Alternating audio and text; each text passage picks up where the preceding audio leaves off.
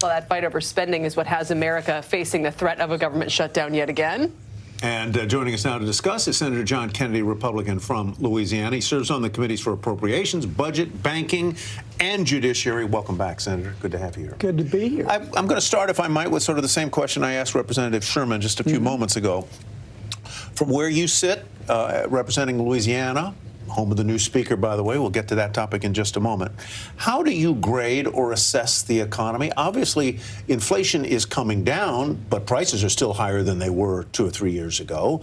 The economy seems to be growing nicely, 4.9% in the most recent quarter. How do you see it? I give it a D, and I'll tell you why. A D? Yeah, I'll tell you why. I look at more than GDP growth. GDP growth has been okay. Inflation has not. And if you look at all of America in granting that grade, you have to consider all Americans. And many Americans, many people in my state, have to sell blood plasma in order to go to the grocery store. Yes, inflation has fallen, but we all both know that's disinflation. That just means it's going up less rapidly. Prices have not fallen. Fair point. Unless we have a recession, a fairly serious recession, these high prices are going to be with us for the rest of our natural lives. Employment, however, is very strong by any standard. Very strong. You cannot give that a D. And if you look at history, going all the way back to the 1950s, the 10 periods of disinflation that we have had since then, based on history, unemployment ought to be minimum 6%, 7%. It's obviously not, and that's a good thing. But I think what has skewed that was the pandemic, and there was a lot of slack in the labor market that has been absorbed.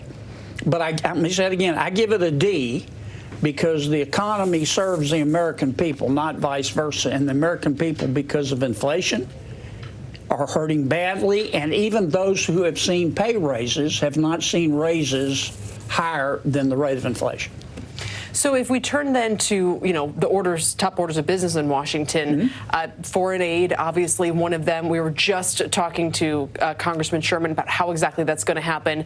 Not clear if these IRS cuts are the right way to try to offset that spending. Is it important to offset that spending, or just more important to get the aid out the door? Well, I'm glad to see somebody is thinking about offsetting the spending and not just borrowing more money.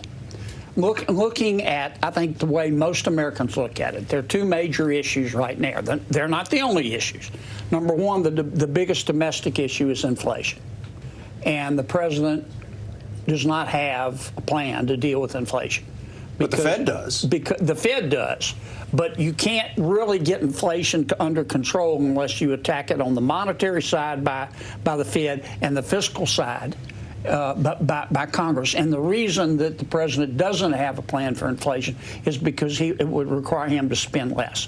Number two, the biggest international issue obviously is parts of the world are on fire.